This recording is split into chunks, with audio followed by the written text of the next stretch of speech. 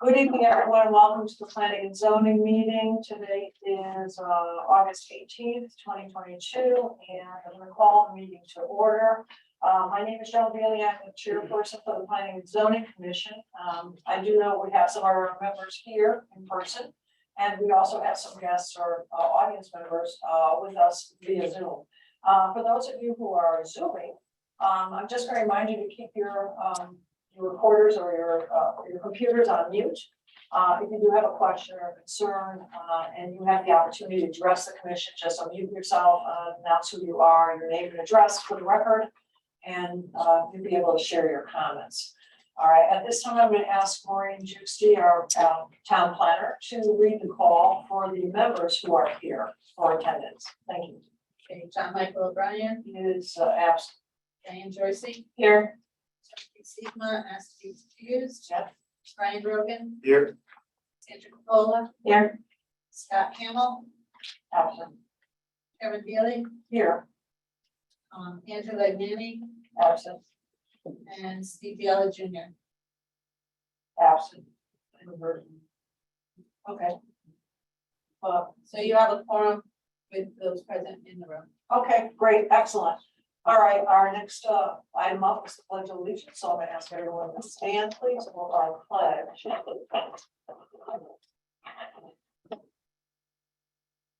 I pledge allegiance to the flag of the United States of America and to the republic for which it stands, one nation, under God, indivisible, with liberty and justice for all. Thank you.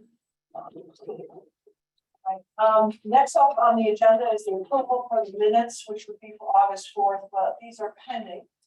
We did not receive the minutes, so moving on. Next item is the schedule of public hearings, and here we have the receipt of an application consideration for a peer review for the following. One would be the zone change request for 550 to 554 Berlin Turnpike Associates LLC, changing the zone on the 502 Berlin Turnpike. The suggested date for this is October 6th, 2022. And the second item is for the special permit site plan applications of the same 550 to 554 Berlin Turnpike Associates for the mixed use development, including 106 residential units within 3 buildings, a retail building, and reconfiguring the parking lot for the 2 commercial buildings at map 10-2, block 83, lots 13, 13B, and 14. And that also has a suggested date of October 6th, 2022. We have this as a, so we have Maureen, the scheduling for the public hearings, but we also have a request for a peer review for the following.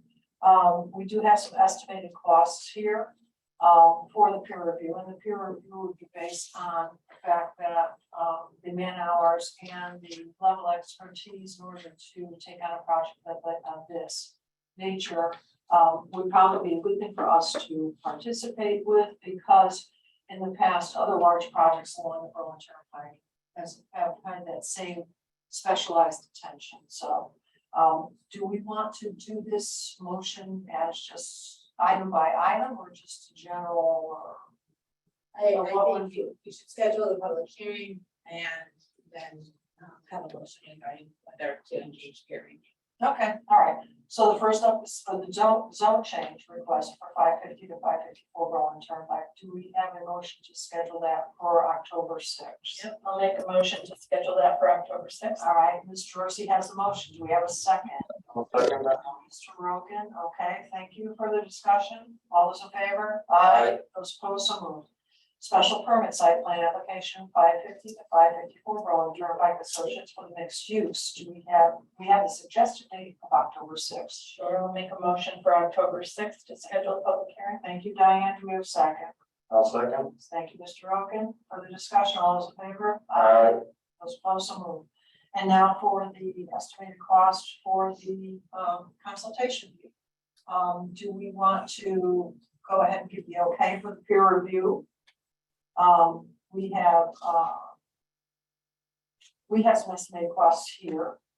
We have Goldman and York I hope I say that correct, not to exceed $6,000 for 1.5 due of 9,000. You have WMC not to exceed 8,000 for including stormwater management 1.5% for $12,000. Estimated total of 14,000 with 1.5% due of 21,000. So that's the breakdown of the peer review. Of what the peer review estimate came in at, and then 150% is due by the applicant in order to complete the peer review, because peer reviews are at no cost to the town, as long as they don't exceed that amount. The reason for the estimates from those two firms is that they had done the previous review of the same application as well as another BTV project, and are familiar with it, and both came in with numbers that were adjusted because they are familiar with the project. Prior to this, so I don't think I finished that sentence, that the previous application was withdrawn prior to decision. Or prior to finishing out, but it was, we did have public hearings and everything. Considerable amount of work, I'm pretty familiar with those projects, so that's why we went to those two firms. All right, great. So commission, are we feeling like it? I'll make a motion to approve the peer review request. Okay, we have a motion by Ms. Jorsey. Do we have a second? I'll second. Okay, Mr. Rogan, and further discussion? All in favor? Aye. Those opposed, so moved. All right, on to B, special permit site plan application for Kevin Colstad, Sarek, enterprise truck rental for the enterprise truck location. Rental at map 10-3, block 83, lot 28-1A and 1B, 119 and 207 Webster Square Road. The address is actually on just 153. The suggested date is the 1st of September. Do we have a motion? I'll make a motion to schedule a public hearing for September 1st. Okay, thank you, Diane. And do we have a second? I'll second. Okay, thank you, Mr. Rogan. I know that Mr. Cole is going to get there sooner or later. Further discussion? All those in favor? Aye. Those opposed, so moved. All right, moving on to public hearings. We had a public hearing when it was supposed to be for Little Houses LLC, but they have been postponed to September 1st, 2022. And so we will not be opening that public hearing today. Do you want to comment any further on that application? I just want to make a couple of comments with regard to that for the record. Sure. So the reason the postponement was requested by staff and agreed to by the applicant, although not necessary because you still have past that date to open public hearing. So that's a good discussion. But there was a notice flaw in the newspaper, and the advertisement only ran once in the newspaper when we're required to have it run twice. So that's a notice flaw. I will note that we also got a report that the public hearing sign was not posted. However, we do have a record of photograph of the public hearing sign posted prior to about the time of application. And I have spoken with the applicant, who's going to make sure the sign is updated to the new hearing date and make sure it's posted, and he'll monitor it more closely to make sure that it doesn't become removed or damaged over the life of the public hearing. It can be removed only after the public hearing closes. We also received a related text amendment for a petition in response to the application to eliminate the text from the planning and zoning regulations that was adopted in order to allow for this. That text amendment or that petition came in after this application was received. I'll probably repeat this during the public hearing as well. Yeah. But it came in after the application was received, but we will, so it doesn't affect this application, but we will also be treating it as an application for a text amendment. Although the wording was petition. So we're just fixing up the way the application should be done. For that. And for the record, the postponement was posted on the website, and here at the location, and we have the neighbor that we've been most in contact with. Okay, excellent, thank you. Any questions for, the party? Okay, all right, so that's been postponed. On to old business, so moving right through. The bill permit application for Southern Chester Community, YMCA Incorporated, to fill plus or minus 90,000 cubic yards, plus or minus 8.7 acres at lot 5, block 15, Southington Road, for 213 Southington Road. This is continued from July 21st and from August 4th. And, okay, great. Good evening. How are you guys doing today? We're doing great. Yeah, we'll be right along. We'll be cooler than last time. So, Oh, yeah. That's a good thing. for the record, we're Paul Bay from Beach Cole office in Pennsville, representing the applicant. Mark Fuller is here from the YMCA and can answer any questions. First of all, there were some comments we got from Maureen regarding the site plan and some of the engineering comments regarding the correction of the grades, putting the sight lines up on the road, and also a detail of the cross section typical of the filling area where we're proposing 12-inch lifts. That's all been added to the plans.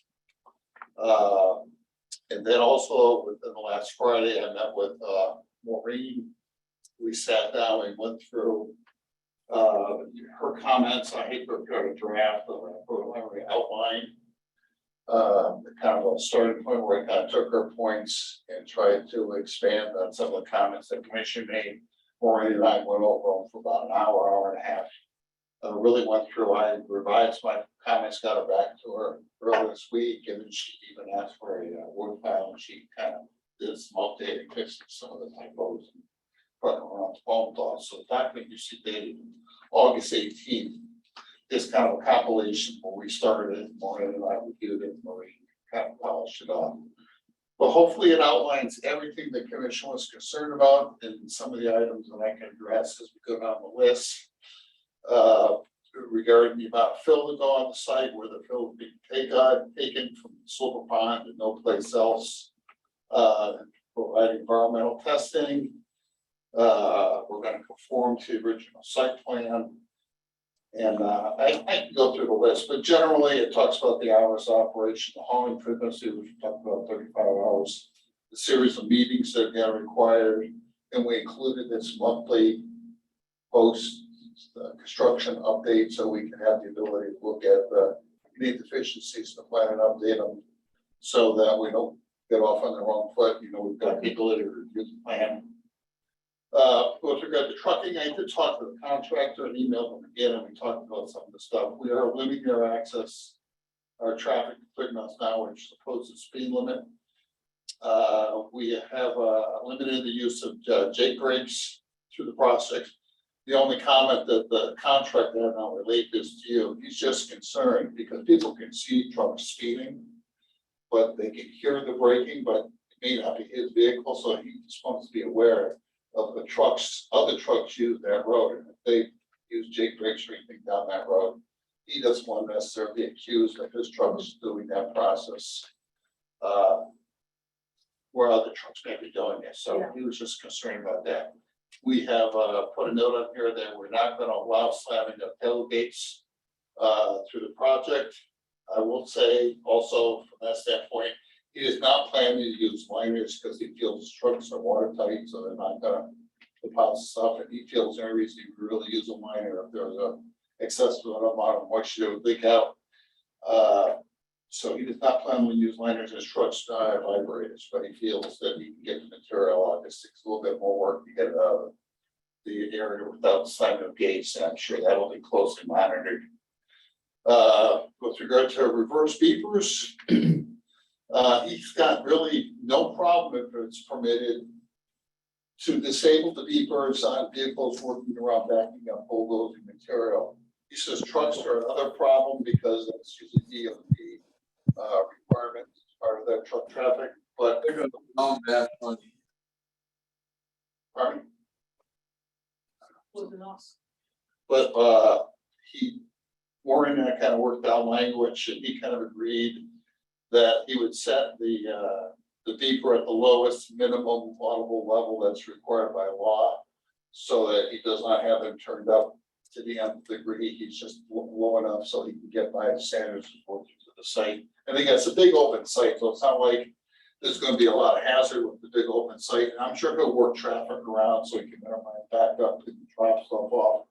So, and he said that any truck that's leased will be similar in size, age, and operational characters of those maintained in its fleet. So what he's not gonna do is go out and get a big 30-yard machine to have haul material in his size. His trucks are sized at a smaller size, so he plans on operationally getting a similar type of vehicle to make those loads.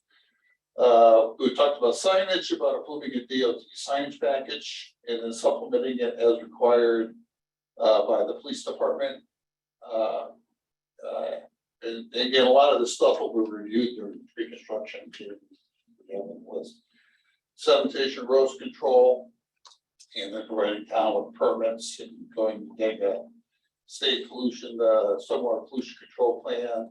After we get this, to get bond created by staff. So I think we're in kind of an agreement how this thing panned out. Again, we're open with the commission's comments, but we try to reflect on most of the comments made by the commission and try to incorporate in this condition. So it's much more needs work than mine right now. So she wants to add anything. Maureen, do you have anything to add to this? No, we really put together the comments made. I took notes I made from the last meeting, the concerns you had. One of the things is the hours of operation. I added those days around the holidays that you talked about, where you said around holidays, I added Christmas Eve and the day after Thanksgiving. I just quantified those. Again, those are the hours, all the Saturday, the Sunday, all those things are, of course, in each of these conditions, subject to whether those are conditions you want to adopt or not. But I wanted to quantify everything that's talked about, and I did specifically sit with our town engineer, Mike Hearn, and we went over the conditions that, the more technical conditions that he had recommended, that we know about the site with regard to, or know about projects with regard to teeth and contaminants and all that, and made sure that the wording was consistent. And so if you look at the staff report with the recommendations for if you decide to approve the fill permit, being streamlined for this as an operation plan. And then if we had to really streamline those comments, we went through them each, plus the things you said at the meeting, and eliminated the extra words, so to speak, to make an operations plan instead. And if there's a modification to that operations plan, we can deal with it as a modification to that, as things happen.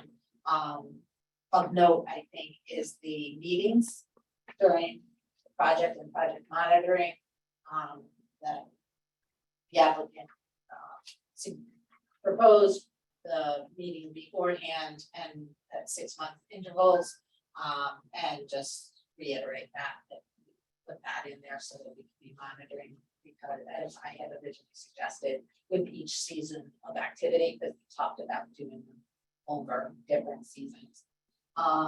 The other item that the commission needs to determine is the length fill permit. So I took the information that was presented at the last meeting about the number of days of hauling, just to kind of give you a perspective on what was proposed, so that you can see that how that quantifies out to the number of days, which I have it over there now, but you get what it's like. It said 215 days.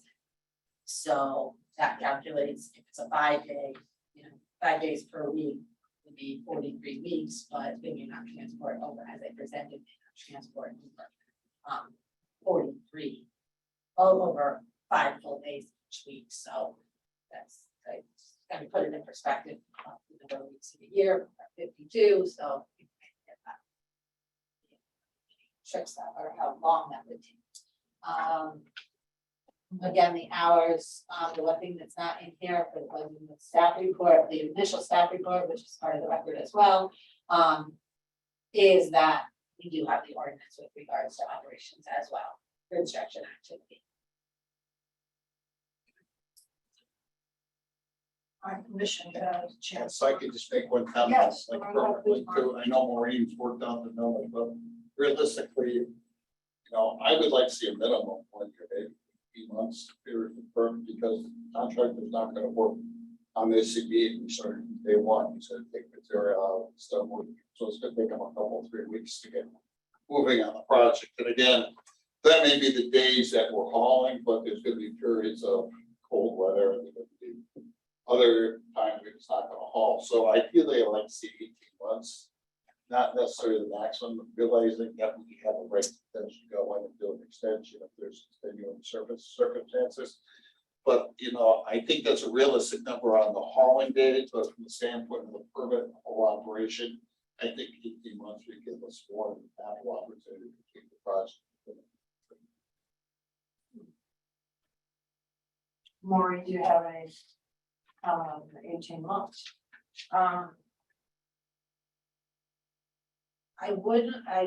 Should the commission decide to approve, I wouldn't want to, tie everybody's hands by them rushing through, you know, site work at Camp Sloper in order to finish their hauling in the exact number of days in order for the fill permit. You know, we want them to do the dewatering and do the things on the Camp Sloper site before any fill comes to Berlin. That is, you know, done appropriately. So I provided those times as just reference, so I didn't have to do the math while I was sitting here. Yeah, that's good. More so than, well, the math shows that you're only taking 43 weeks out. That was not my intent. No, My no, no. intent was that to show the number of weeks it would take if that's all they were doing. So, I would suggest that, that the commission be realistic with the time period allowed. And again, as Mr. Bove stated, if you do choose to approve the full permit for less than 3 years, you can come back for an extension of that period of time. Commission, questions? I just want to make sure the applicant, we had a new letter from Mr. Stanley today. I want to make sure the applicant had an opportunity to read that. Yes, we have read it, really have no comment on it, he kind of agrees to get this thing over with. We just soon get it over with, too, just no matter how fast it works at the construction site, as well as how fast they get it. All material. And going back to that, thing, I would have no problem if the commission want to cap the amount of days that material can be moved over a certain period of time. So maybe 250 hauling days, not to exceed more than 180 days, 118 months of both time period, you know what I mean? So we're not moving 10 yards every day over that month and a half, but we can specify the haul in 250 days over a period of 18 months, something like that. If that's more comfortable with the commission, so we don't extend them out hauling out forever and ever. Yeah, okay, I hear what you're saying. I think Maureen has probably said it the best, said we want to make sure that, whatever is allowed for purposes with the permit of time, then it's just done to the best that can be done. We And, don't want to keep up with that. well, that's it. But I mean, 18 months sounds like you probably will have a pretty good understanding of where you are when you're winding down that 18 months, whether it's completed or if you're gonna need a wee bit of an extension, We're so, hoping it's yeah. All right, how about the rest of Sandy, any questions or Brian? Just one other thing I didn't see in the conditions, but I know the material is going to be dewatered, to still have some moisture content to it where it's not dusty. But in this drought that we've been going through, everything is dusty. So I just wanted to make sure that, in the case that, you know, as it's being delivered, you know, dealt with on the property, that if there is a dust issue, that you get one of those water trucks out there to make sure it's not. I don't have a problem with that. I think it's probably a standard sanitation erosion control requirements. Yeah. Anyway. Dust control is part of that. But I would have no problem with All right, Sandy, anything that you have? I think one of the concerns I still have, is the hours of operation, starting calling at 7 AM. I'm just thinking for neighbors and you know, they start hauling at 7 a.m., they start dumping at 7:15 maybe, and I'm just thinking maybe we look to start that a little bit later. Just out of consideration for now. I have a question, but this is just sort of dovetailing on your thought. When you say the hours of operation subject to adjustment is 7 a.m. to 5 p.m., I'm looking at the preliminary outline conditions of approval. Are you talking about that's when the guys can show up, or are you talking about that's when the first truck can roll? Well, I'm considering that's when the trucks will start rolling. At And 7 we a.m. put the adjustment in there because we felt when we did the meetings and staff, and we get some input from the board of education when their buses are running. There may be a decided there's a period of a half an hour within that. The trucks don't run, but we didn't feel like we could put that in the document right now. Honestly, I started at 7:30. And we decided to pull back to 7, so let's just say there's no buses running early, we find out the first bus pickup is 20 after 7. We would talk to the contractor and we would not run vehicles during that 10-minute period, 15-minute period. And that would be part of that meeting process, the initial meeting period process, the 1-month review, and then the seasonal review. And at that time, we'd also look at potential seasonal uses of the road and maybe the golf course and stuff like that. We would check down those things and we would notify the contractor there's going to be a foot race on the road. So it's okay, you can just operate these 2 hours, stuff like that. So that's what we felt that we can incorporate those things into the schedule instead of trying to say, okay, from a certain date to a certain date, you can't do it. There could be days of vacation and stuff that's not going to impact it. Again, if you kind of limit the hours when those trucks are gonna go, you're gonna have a more concentrated number of trucks running, and we try to keep it as open as much as possible, so we can disperse the truck traffic out as the site conditions will allow us. So that's why it's done, but it can be changed. Okay, all right, thank you for explaining that, Sandy. Do you have any other follow-up on this? No, I think if we could maybe look at just the start time, you know, I'd be happier with that. The other question I had, I believe the last presentation or one of the prior presentations, they mentioned that there was going to be someone on the dump site. There will be somebody at the site at all times, with a machine, traffic trucks and stuff like that, so Okay. drivers. Okay. Somebody there. I just wanted to make sure, I thought that's what was said, but I wanted to verify. Anyone else? Can I ask you on, you know, that in this, under, the, site work, yeah, you want me to put that in as, site manager? Yeah. site superintendent? Yeah, let's like monitor What would, it, so in the something like that. construction industry, what would you call that person? Site coordinator? Supervisor? Site supervisor? Coordinator. Yeah.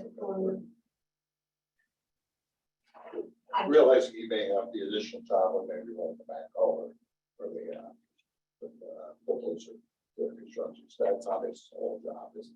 All jobs. Brian? Yeah, so in the last meeting, one of our commissioners, Commissioner Gilby, commented to the fact that a full truck bed liner helps the material slide out easier. So I don't see that being necessary right now if you can abide by the no slamming of the tailgates. But I do want it on the table for the future, for that 1 month and 6 month, 1 month staff review and 6 month commission review. In case we do have. I think that's fair.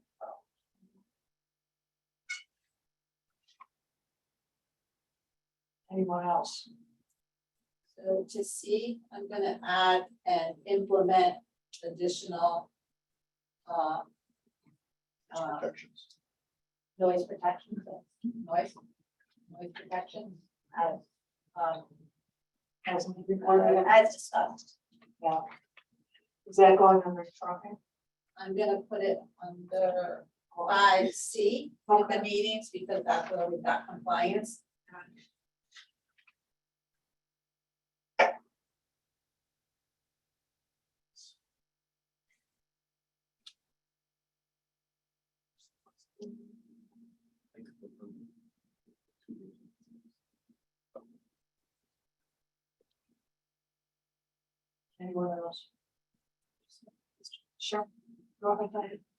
I'm curious of rationale for, keeping any of these trucks to be the same size, as trucks used by the company, and perhaps not taking advantage of a larger size truck. Would that not? I think when you bring a larger trucks in, you run into a whole category, you may have more braking because of a larger load. It's going to become more of an issue with larger trucks. So, he was comfortable in kind of just stating, well, like, I didn't really have to push the trucks would get some change, so. And apparently, if I remember, we talked about the newness of the truck. Right. The trucks were newer, so they had more modern stuff. on The them. the engines were a little less, and again, we're not planning on filling the trucks to the top. And I think they have a big, good cause braking issues also, so they're a little bit more able to control the vehicle to the proper specifications. Anyone else? Seem to have followed this pretty well.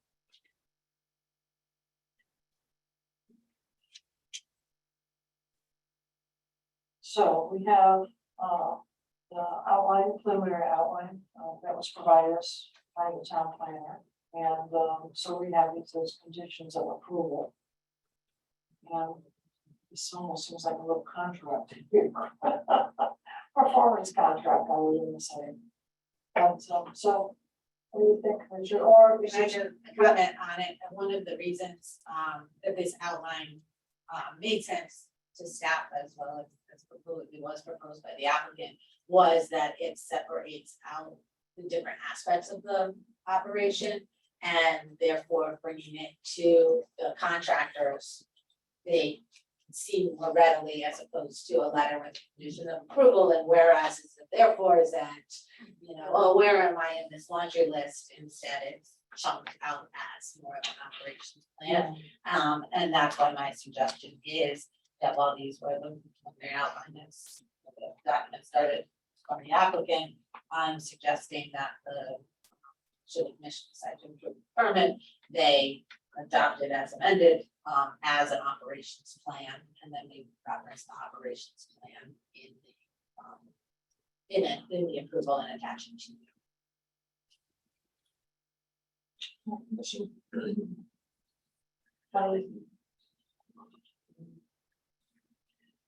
So as I see it, as the property where the fill is going is being agriculture, I do see this as a permitted act of right in farming.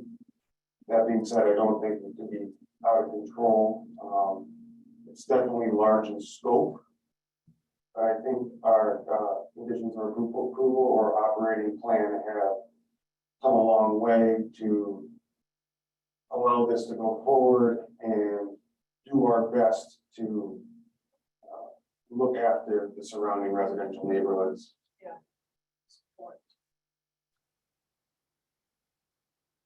I think, you know, on the basis that the applicant is willing to abide by the conditions that are presented to us at this point. I personally feel that a lot of what's outlined in this plan is somewhat arbitrary and unenforceable. I have some concerns about staff receiving lots of complaints because they heard a tailgate slam. And the concern that I have is that staff is going to have more time taken up in trying to enforce some of these conditions than might be warranted. But on the basis that you're agreeable to the plan that's before us, I'll make a motion to accept and approve the application as presented and subject to staff comments and the operations plan. Immigration, As amended by tonight. yeah, as yeah. So, can I ask for clarification, because I have a question mark next to the hours, that same and 75. And you guys were discussing it and I didn't get it clear. I don't think we've offered anything clear. Based on the fact that I live not too far from there, I know that the bus schedule, the high school bus is at my house at 7:40. The middle school bus is at my house at 7:50, and then the elementary school buses go by close to 8 o'clock. To me, the proposed schedule is reasonable. If we make an adjustment to have a later start, I think we should also compensate for a later end to the day. So I don't know what everybody else's thought is on that, but I think once everybody gets rolling with work, the bus schedules will kind of fit in between the actual truck. I think, if staff wanted to deal with us directly, then we could deal with those hours of operation at that 1 month review. Okay, so after a month, then we would have a review, and then we would wait and have a review after 6 months or whatever. See, I'll be honest with you, the only thing about start times and end times for me is the seasons. Because, at 7 o'clock in the morning in the middle of summer, when the sun comes up at 5, that doesn't seem like, a bad time to start, because most people have really gotten on with their day, because they get into work earlier, they want to get home earlier, they want to enjoy the summer, the kids are out of school. But then I step back and I say, okay, so here you are in December or January, when the kids are at school, and the sun's going down, and it's down by 4:15 in the afternoon. And are you really gonna be hauling? I'm thinking to myself, are you really gonna want to haul and deposit anything at that time? I mean, I don't know, I would think that it would be fluid enough where it would sort of change with the seasons. I think the contract is gonna have some, say, daylight hours to work it out. Yeah, because I really don't want to bring like big floodlights out there or anything. I don't want any of that happening out there. It'd be unlikely we're hauling in January, anyway, just based on the nature of the project. Right. All right. But again, we can deal with that. Yeah, exactly. So I will remind for the record that the applicant did present that the summer will be reduced activity because of the operations of the camp itself. yeah, And as with let's say the most severe of the winter. yeah, I guess the severity of the winter months, so that those extremes of the season may rectify themselves. They Yeah. may not, exactly. but that was predicted. And I'll make one other comment, which probably isn't appropriate because you already made the motion, but so I did modify the staff monitoring to say to put in substantiated complaints. Because that was probably one of my first thoughts, the boat's just gonna ring off the hook, so. Yeah, And Yeah. instead, and that is on us to follow up and see if complaints are substantiated, but at the same time, that would, the small way, I tried to make them. The operation plan show that they really sincere complaints. The other question I had too, when you just made the motion, if you were looking at 18 months and 4 months time period. I don't think that was. The request is 18 months. I think it should have 24. Just to give you a buffer, time wise and from there. If it extends it in there. all right, so along with your motion. Okay, so, I'll restate the motion. I'll make a motion to approve, the proposed, permit, subject to the conditions of the operations plan, with the understanding that the, hours of operation, will be as stated in the operations plan subject to, possible change during the monthly meetings. Your update meetings. And that the term of the approval is for 24 months. And the other amended parts of it. Yeah. We amended a lot. She's gonna hit you. And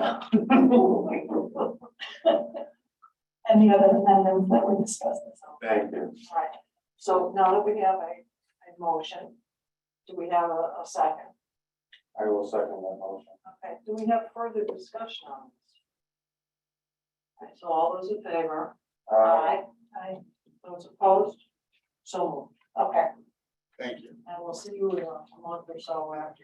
I didn't want to mention this, but Mark's leadership council. I drive twice a day, so we're gonna keep our eyes on Okay, all right. Well, thank you, I appreciate that, I really do. Thank you for your help. All right, thank you, good luck. Then the special permit for the little houses, that's postponed, so now we have commission business. We have the discussion of the limit of disturbance to removal by Peter Nadio, BT 2008 LLC, for mixed-use development, 404 Berlin Turnpike. And I believe that you are here, you are. Okay. All right, good evening, how are you doing today? Great. Oh, cool.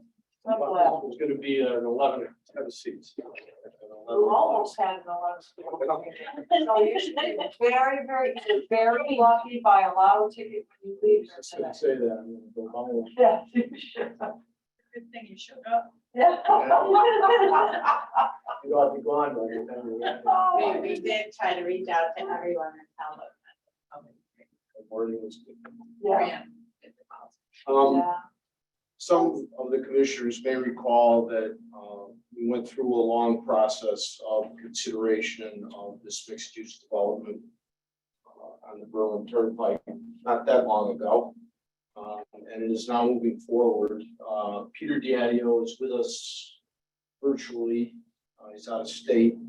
And Stephen Diadio is here in person as family representatives.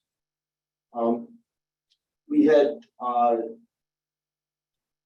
come to recognize after site clearing was underway that there were a number of trees along the northerly border, some on this property, some on the adjoining property, that represented some risk to not only the buildings to be constructed as carports, but also to personal property, that is cars as well as people.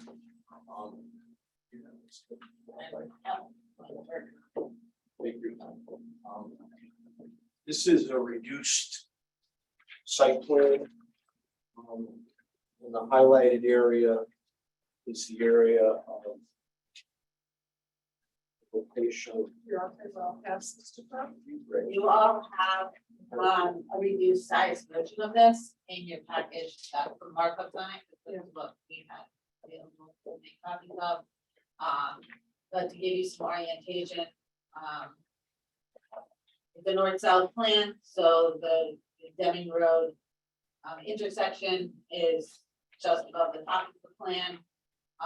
The area that's highlighted in yellow and just above that to the dotted line is the Mattabesset trunk line, otherwise owned by Remnant Land Parcels LLC, I believe Correct. it is, which is in essence the parties involved in Metro Relay. So they own it, but the Mattabesset trunk line has their main sewer main through there and easement rights for that whole distance. For the whole yellow section. Yeah, and north of it, And, yeah. and more. And more. It's actually wider Oh, than absolutely. what's shaded. So we've been in touch with Mattabesset, and, they've been out to the site and indicated that they don't have any issue with what's proposed. What is proposed is the removal of a number of trees that, go beyond the limits of clearing that we showed on the original plan that was approved by this commission. Do you have the photos of the trees, Maria? Set. So this is just the aerial view, this is the site itself. Here is the development site for Turnpike's mixed use UTV project. This is the trunk line that comes through, and the trees are actually located on that easement area and property, this yellow on your screen, the trees are actually located on that, but they're immediately to the north of what will be garage buildings along that border. So can I ask a Yeah. question if I may, only because I'm trying to orient myself to where we are. The trees are on the Mattabesset trunk line. But what's the property, I guess, north of the dome? Well, I would say, what's the property that's north of there? Because according to that, it looks like there's housing. And There's, that's the Metro Realty development, to the north. That's a better shot of it. is that the field crest or something? It's the Yes. workforce housing, Fieldstone Crossing. Fieldstone Crossing. And And here's the mobile home park, there's a couple of houses, the Fieldstone Crossing, workforce housing development, and then this is the Navy property opposite Bristol Road.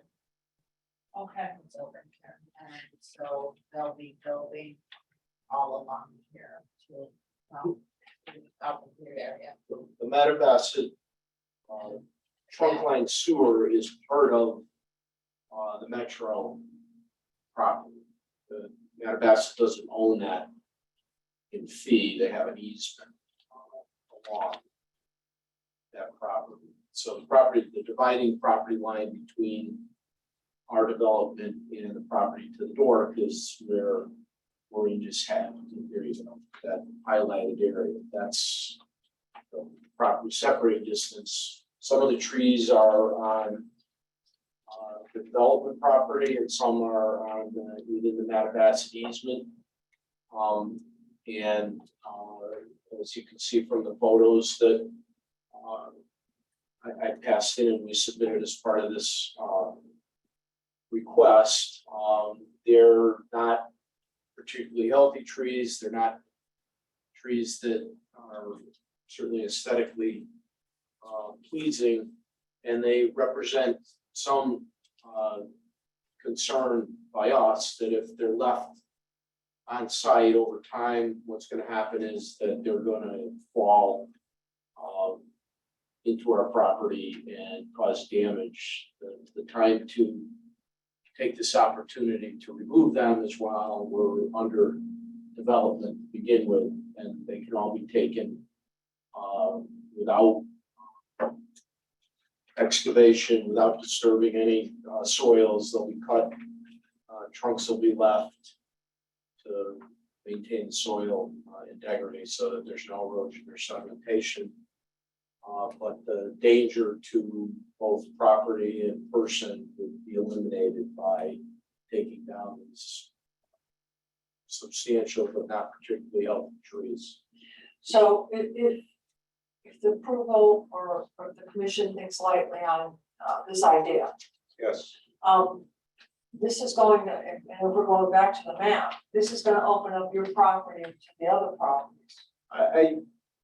I would respectfully disagree with that because of the lack of foliage on these trees and anything like a human level. The brush and what exists on the understory is not going to change. What will disappear is the higher level of the trees that doesn't really provide any human screening because of the way these trees have not prospered. As you can see, they don't have a lot of branches down low.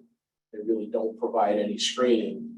A lot of them are in, as you can see from the photos, not in particularly healthy condition. Would you would you then be thinking about replanting some trees that might be healthier to help augment that border? So the Mattabesset Sewer District won't want us to plant trees on their property, on its property, because they have a sewer trunk line there that they periodically maintain. They're happy to have these trees taken down because otherwise they're gonna become their responsibility ultimately to remove. If you look at the site plan that we passed out, you can see that there's some fairly substantial changes in grade as well as drainage opportunities that are taken with our plan. So that we really don't have a lot of room to plant anything substantial there.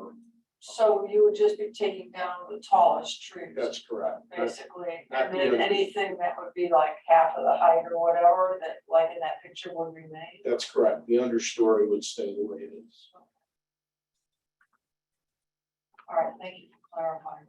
You're welcome. During our site visit, Mr. Diadio did say that he would explore, should the commission ask, whether he could, add some more columnar trees or something that could break up the backs of buildings immediately adjacent to our garages. The elevation does go up somewhat to the workforce housing project. Yeah. To the Fieldstone crossing, and they have trees along their border as well with the Mattabesset line. So there is some screening that's pretty healthy trees that will remain that's on their side of the thing as well. And just for clarity purposes, we want to say that the approved site plan shows the limit of clearing, which is within Mr. Diadio's property. And therefore, staff, engineering, they looked at it from a wetlands perspective, and I felt that a modification to that limit of clearing should be discussed. That's why they're here. It's because it's limit of clearing, so. Well, commission, you have any, So yes, I do agree with you, Chairman, really that, if Mr. Diario could look into some of those, more column-like trees, just to help with that, I guess, just establishing the perimeter, I think. not even only that, but I always think about people in the apartments. Yeah. And when they look out, seeing, even if the greenery is not at the bottom, or, when you're walking out of the building, when you look out your apartment, it would be nice to see a tree, see the canopy. But I understand what you're coming to us for, and appreciate you asking for permission and not forgiveness. Yeah. Which is always a real bad thing. We try not to do that too. No. I mean, we just want you to have a really spectacular project. We don't want you to, I think, I'm trying to keep it your project, and not commingling with anything else that's happening on that Debbie Road thing. And who knows, I mean, you may be so inspired by the willingness of this mission to work with you, that you may even find some places within the project to add a couple more trees. Could happen. Because everybody loves trees, especially in the summer, a nice glass of, They have a positive mental impact. yeah, exactly. Sorry. Is that Mr. Tiadio? Okay. Yeah. Thank you.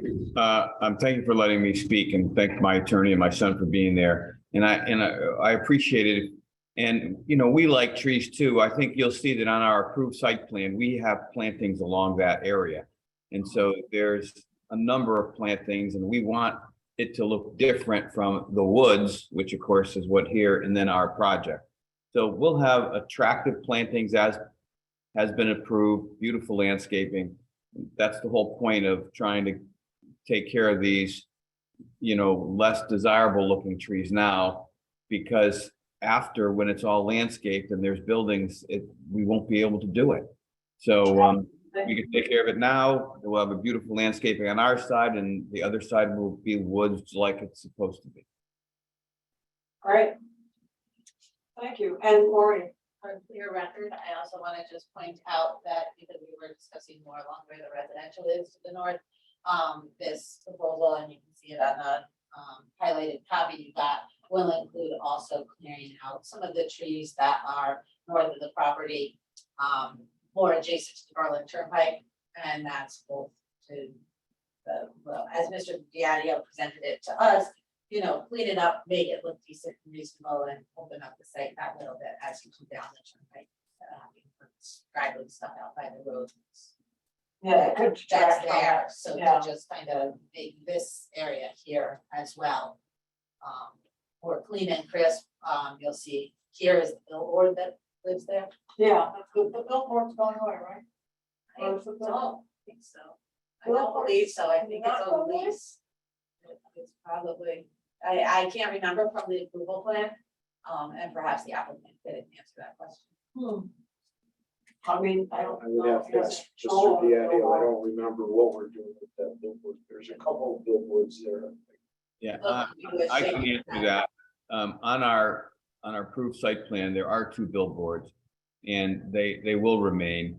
But it's the same kind of thing, though, those overgrown trees that are adjacent to it really have not been taken care of in many, many years because it's been woods. So we'll take care of that while our excavator is there taking down these large, partially dead trees. We'll spend the time and the money there as well so that the site gets cleaned up. And again, all that work will be done from our side of the site. We are not going to go on the adjacent property or go beyond the limits of disturbance. We'll take all of them from the area that's already disturbed.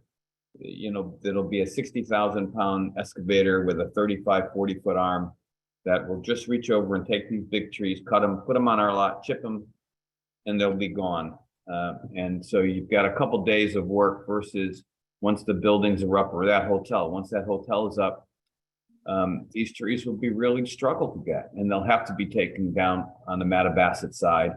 And it'll be much more costly to do at that point and a lot more disturbing. Okay, thank you. But the billboards are staying, huh?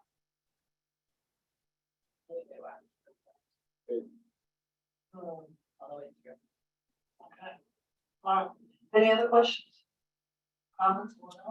No, I just wanted to verify, and reiterate something that I had read in there, that it's mostly the trees that are dead or overgrown, but if there are some healthier ones in there, the goal is to maybe keep some of those, if I read correctly. I think that the trees that have been identified for removal are ones that are in the not healthy condition. Okay. So yes. Okay. Commission, any other questions? Commission?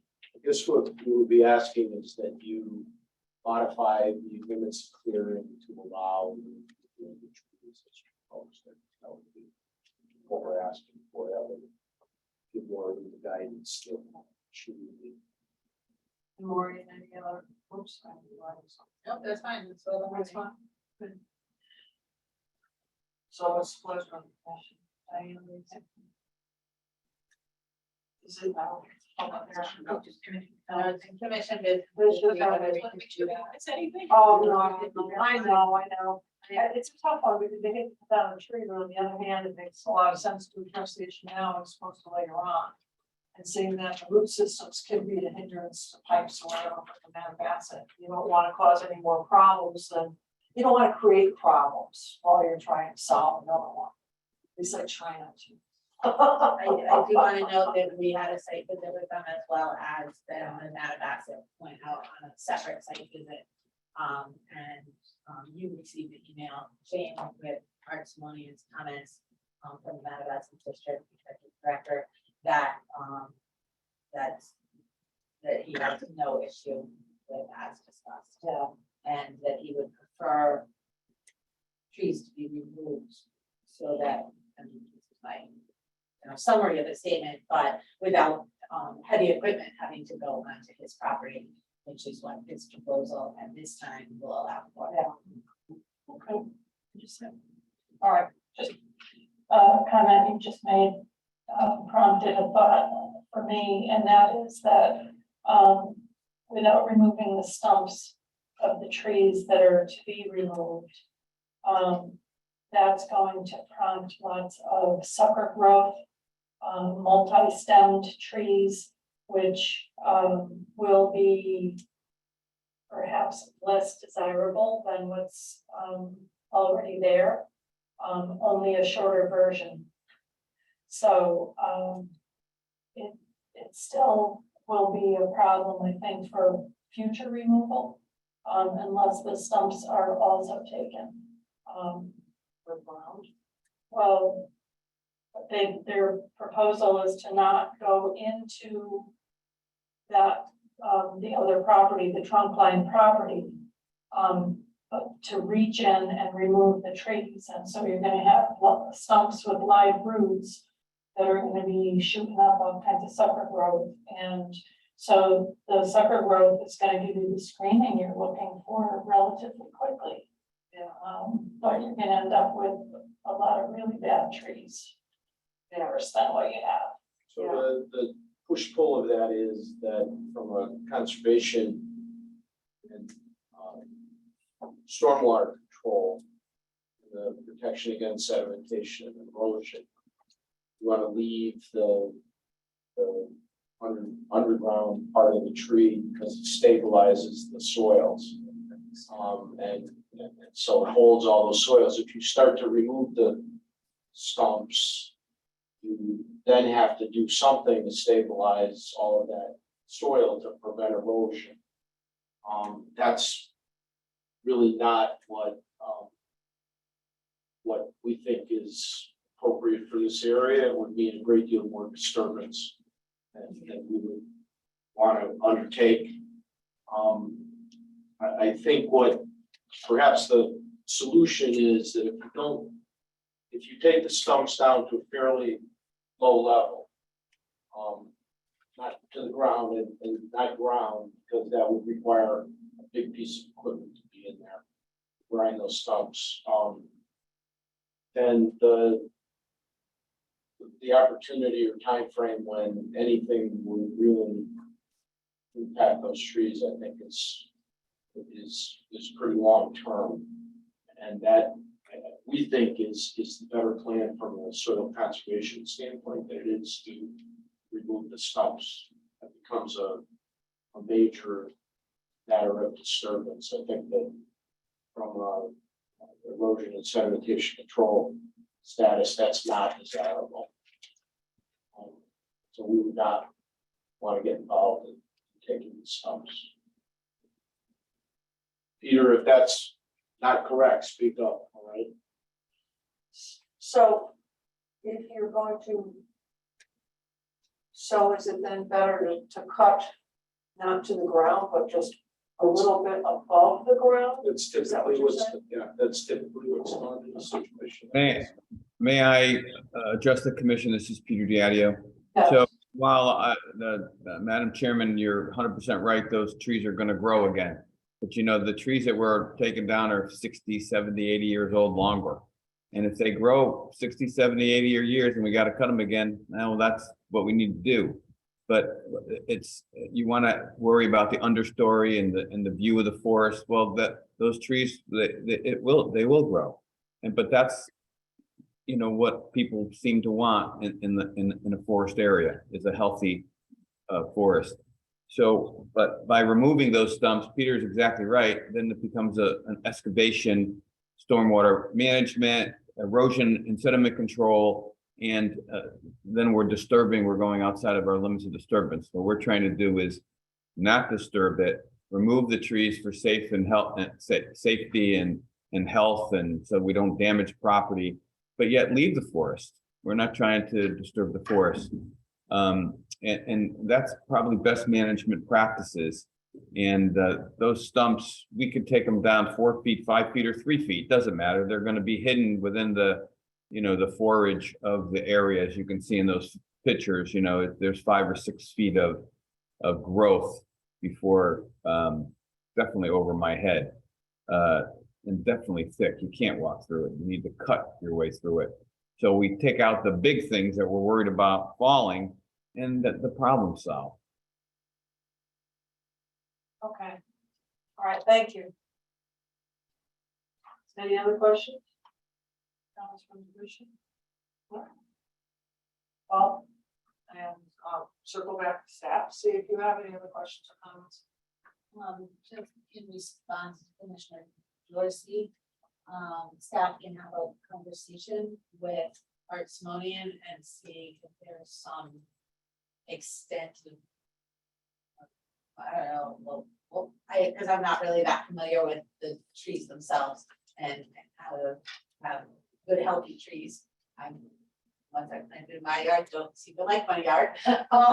So, and some conversation with the extent of any further removal or perhaps there's something that can be done to kill the tree, even though it's only a stump. I don't know if there's something that done, but. he would, that then for the Mattabesset and the owner of the property would not object to either, so we have that consideration, so. We're willing to work with them, So I didn't or really, the applicant is. I didn't really want to get this deep into the weeds, so to speak. Okay, sorry. So there is something that can be done. The stumps can be treated to prevent regrowth. Somebody with a proper license needs to do that. I'm assuming that the assessment of the trees has been done by somebody that's actually licensed to assess the trees. But that may be an incorrect assumption. But there can be treatments done to prevent regrowth. I don't think the regrowth is necessarily objectionable, because it's such a tangled mess in there to begin with, that, you're gonna end up having lots of multi-stem trees is all that I'm trying to make a point of, that these multi-stem trees are ultimately going to be probably less healthy, than what you're dealing with, only a shorter version. That's an interesting point. Anyone else?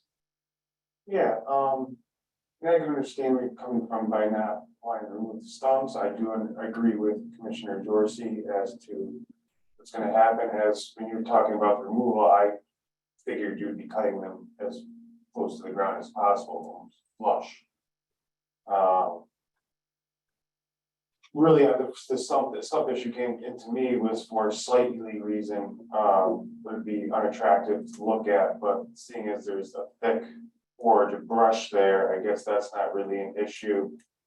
But yes, I don't disagree. I think we want to have them treated so that they don't regrow and that forest has a chance to come back with younger plants. That'd be good. Anything else? Sandy, any other comments? All right, so what's the, consensus of the commission then? I mean, we have a bunch of, ideas that are floating out there. I think we all are in agreement that, you know, the bad trees, they do have to be removed, and they do have to be removed for the safety of the project moving forward. Plus, it also helps with the, water pipe that's there. I think it's just a question of, how far do we tell them to cut the tree down, or do we have the tree treated? I understand that removing the stumps would create a void within the land and therefore sort of shift things around, so that's probably not a desirable resolution. So I think we can take that off the table. And so it's just a question of, how far do we even have to tell somebody how far to cut the tree stump down? I mean, I'm not sure if we want to even get into that, as there is brush all around and that other brush is going to fill in. So now I'm going to bring it all the way down to the basics, just to see how you guys react. And so if we go just simply with them removing the trees as requested and having permission to do that, just let it go.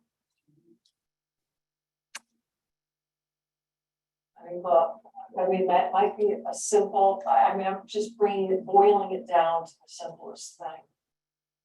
But I don't know, maybe you want to add some. I'm not making a motion, I'm just trying to direct. I do think that any stumping or land disturbance would be subject to the property owners. Agreeing before the commission requires it. Also, they agreed to the cutting of the trees, but leaving the stumps, because they own the property, or in the rights to property, to the two entities. Are you talking So, about Madagascar? the Bassett and the Remnant Land Private Parcels LLC, those two different entities are actually. So I think any disturbance to the ground itself would have to. Have go their through them approval. first, Yeah, so, And perhaps That's not, recommended. that's not how that was presented. Right, and it's not how it No. was presented to them, so, having it be a condition versus perhaps a, Suggestion. work with them to the extent Yeah. possible to make sure Yeah. they're happy with what's left on their land. That would be my concern too. And the same goes true for the stump treatments, if the stump treatments are something that, everybody. Madam Commissioner, may I address one more item that might make it a little better? for you? So our tree arborist, Larry, who is an arborist, right, a professional, that's all he does every day is cut down trees. So yeah, I would leave it to him because he knows how low to cut them so that he clears, I mean, that's what he does for a living. He clears forests, he does it for the DEEP, he does it for other developers. And he has that equipment and when he harvests trees, he harvests them in the best way for the forest. So, you'll leave it to him. Our presentation to the Metabassett District and to the landowner is that we're gonna leave the stumps, and they think that's smart too. So let's leave it to our arborist to decide how to cut those trees, so that they're sightly and that it's the best practices for the forestry. okay, all right, thank you. Anyone? Is, Good. is there a certain language, Maureen, that we should be looking for in the approval, how to state this? I think just to modify the limit of clearing as proposed. Okay, Modify the limit of clearing on the approved site plan as proposed to top the trees that are there or remove. and I will make Yeah, the our motion to, arborist or whatever. I'll make the motion to approve the modification of the site plan to its. Let's just go back to what Maureen said, I'll make. Yeah, exactly, all right, whatever. Let's go with it back, okay. All right, so we have a motion by Dave Rogan. Do we have a second? Brian Rogan, excuse me. I'll second. All right, second by Sandy Capola. Do we have further discussion? So all those in favor? Aye. Aye. Those opposed? So moved. All right, Thank you very much. thank you very, very much. All right, Thank you, we appreciate it. no problem. I have to apologize that gentleman. Oh, I call Mr. Champion.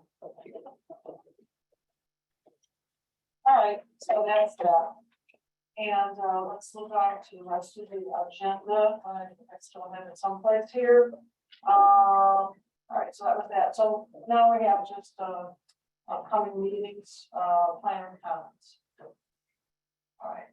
So, corporate counsel has it, requested that we consider having an executive session, requested an executive session, I should say, to be in September, but after the, town council meets on September 6th to discuss pending litigation.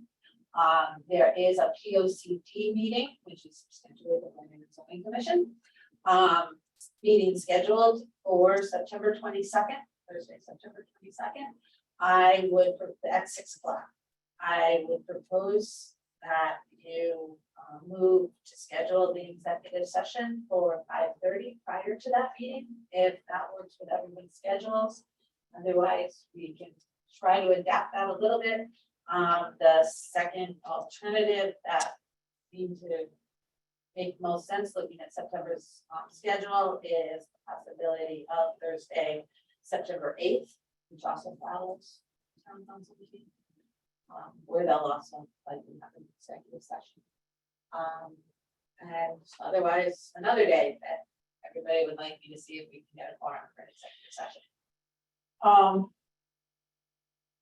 I'm okay with the 22nd at 5:30, but that's, what's that, a Thursday? That's a Thursday. I would rather see the 5:30 than schedule another day for special session, especially if it's only gonna be like a half hour. Is that before the meeting? Like, It would be just before the P O C D meeting, executive session would be at 5:30. Francisco did indicate that if that timing was too tight, that, we could adjust the P O C D to start at 6:30, to start at 6:15. Wow.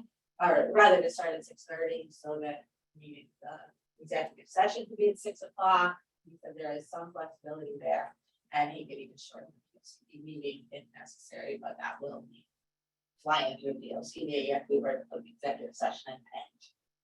Yeah, I'm a little worried about scheduling something out. I would also like to limit the executive session. The council has assured me that a half an hour should be more than enough. My only concern might be, 5:30 is tough for me, so. Yeah, I know. I'm not gonna say I couldn't make it happen, I'm just gonna say. I don't know.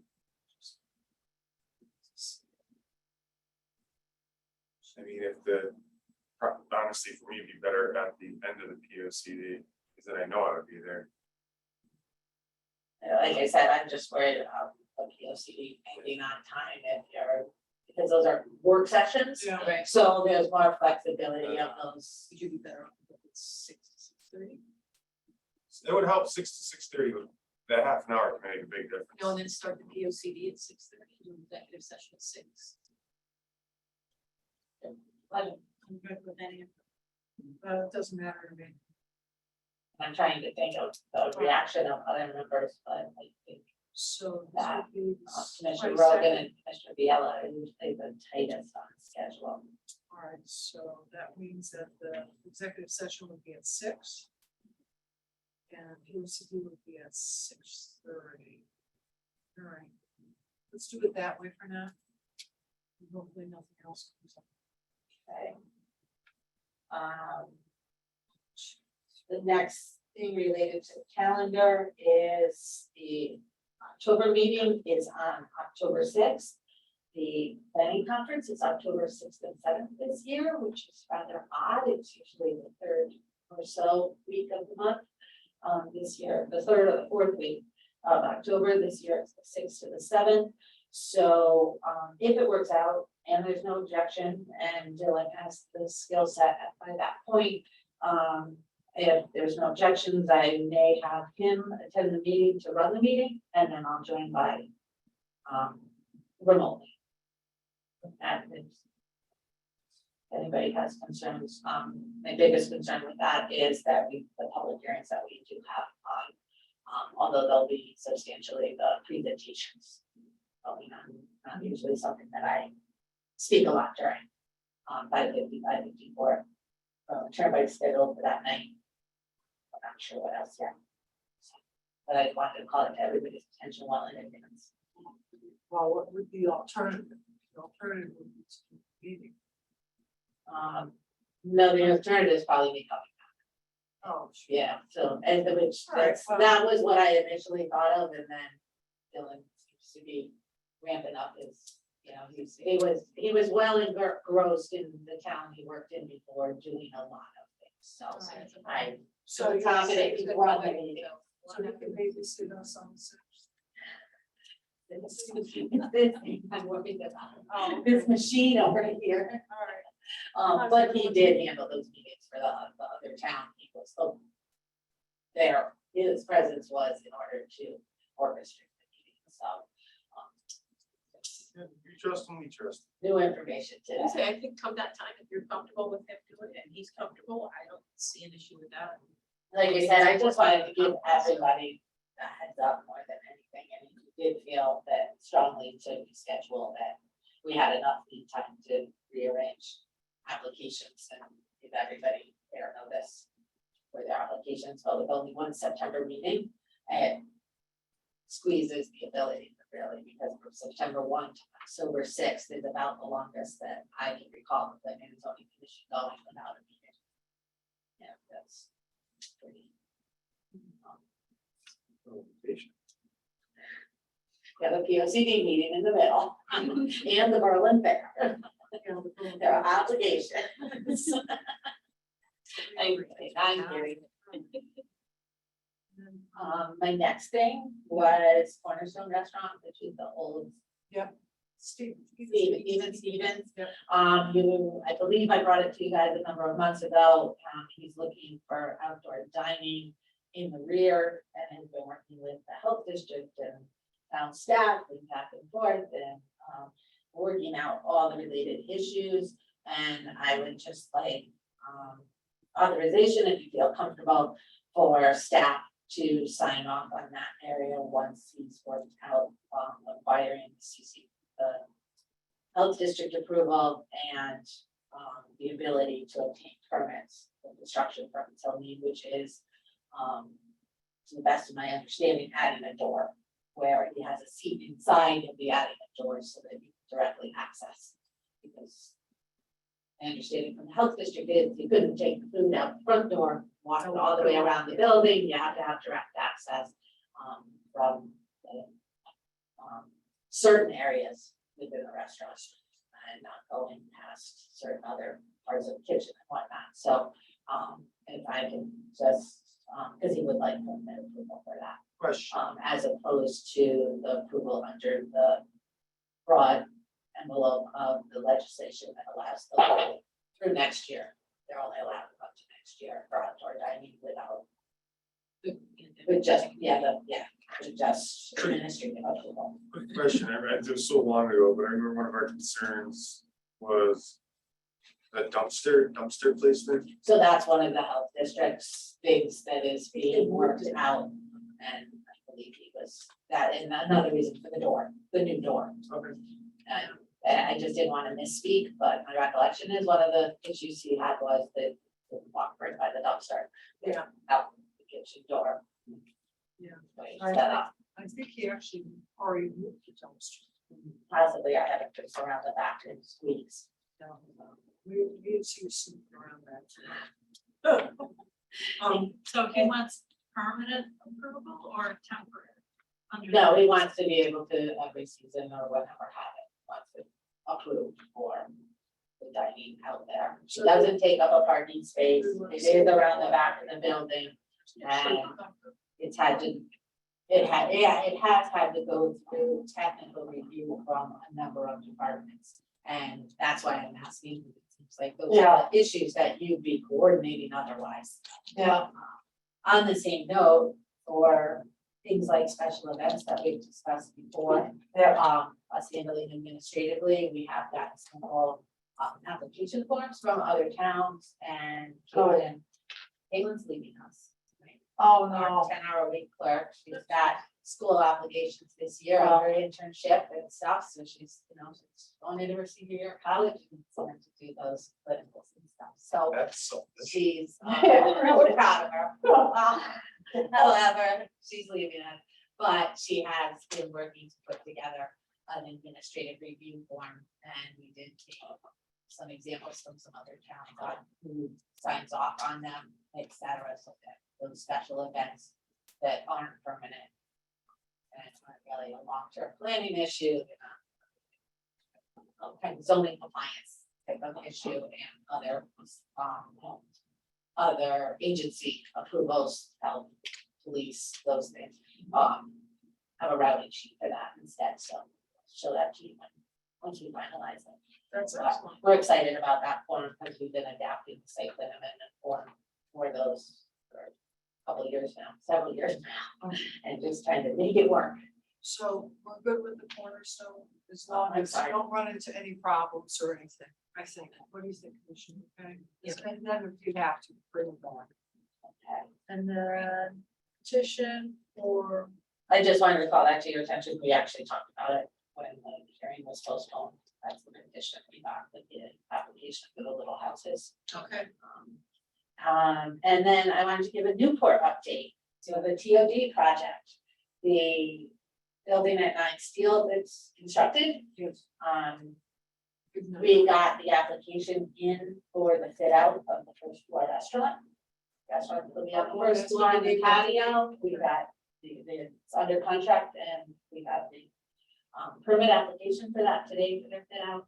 And this morning, the COs were issued for the 2 upper story residential units. And on the 22nd, they're going to be starting to have people move in. So both the 2 upper stories are occupied fully by the end of September. It is fully leased. I'm 99% sure it's fully leased in the upper stories. Yeah, it's simple apartments, but I wouldn't doubt that the developer would be in contact with them in short order. He might just give you a tour. He might just give you a tour. So if asked, don't go as a forum. No, that's all I ask. That's it.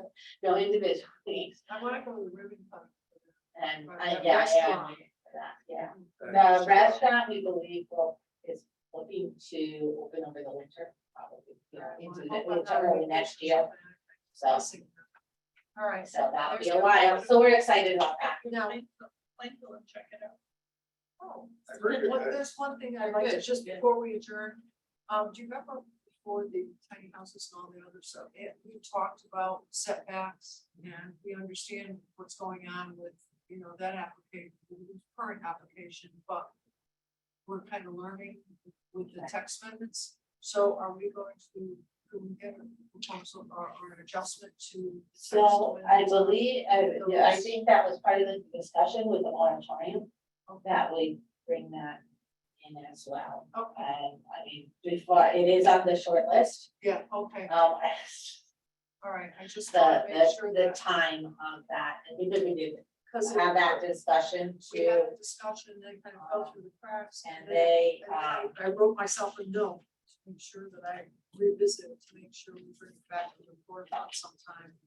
It's on the short list on my desk, and one of the top points of things to look at with multifamily developments and Yes, the regulations in general for multifamily developments.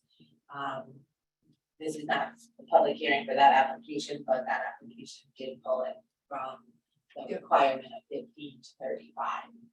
Got the application Yeah. ready, so that's what they did in response to comments.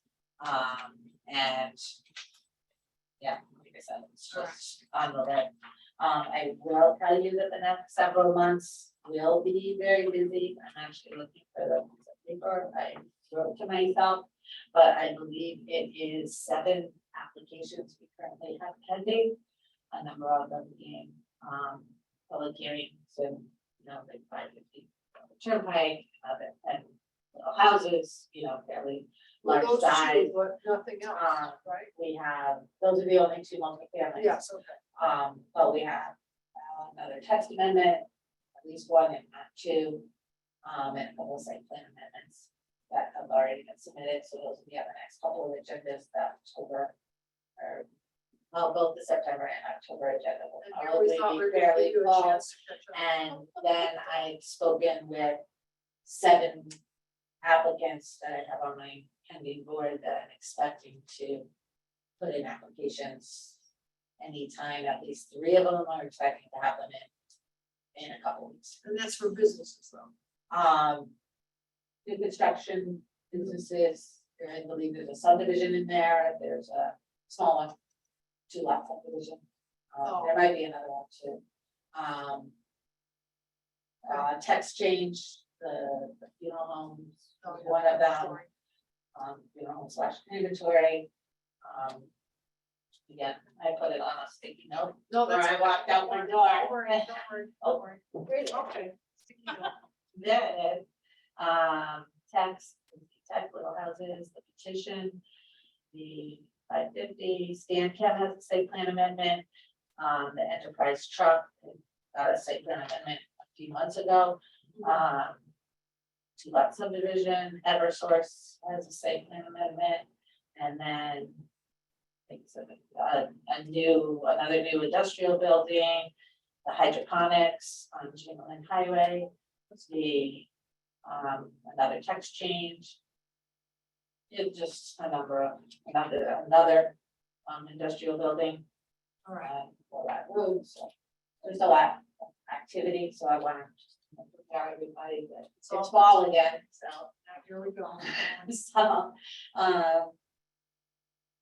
oh, and the other thing is that, for anyone who didn't notice that we had that milling issue and site plan amendment and use of the property on Bednarek's Old Sunny Borders property on Chamberlain Highway, that you all noticed. I'm sure you've all noticed, there's a for sale sign in front of it, just because of who's in the room. So you probably have each seen that, but it was a surprise, really. I don't know what, they haven't approached us as to what the plan is. But I was expecting a site plan amendment for the current owners. I'm talking to their attorney last month. Huh. Okay. All right. So that's in a nutshell. So I'll take a motion to adjourn. I will make that motion. All right. A second. You gonna second or? I'll gonna make second. it? You're still I'll second, second. not gonna, okay. So it's 8:35, Fran, for the record. And so we have the motion by Ms. Drosy and second by Mr. Polo. All those in favor? Aye. Those opposed, so moved. Yay. Thank you, everyone. Good night. I think that motion failed. We all just